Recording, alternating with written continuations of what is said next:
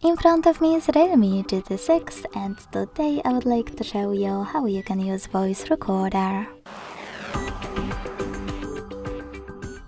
Begin by launching Sound Recorder app that's already on your device.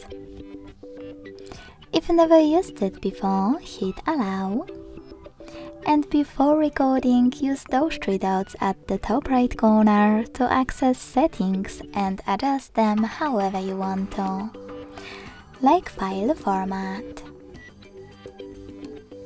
Wherever you decided, when you're ready, go back and tap on this red button at the bottom.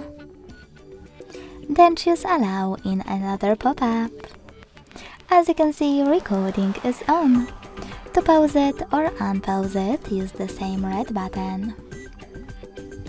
To delete it right away, hit cancel at the top left corner and confirm your choice in the pop-up. To add a bookmark, click on left icon and to add a photo mark on the right one. Then switch your camera to the preferable one. Take a pic. And to discard it, use this X on the left. To add it, select checkmark on the right. Now to end and save your recording, hit save at the top right corner. Then name it and hit save. As you can see, mine was successfully created. To play it, click on it.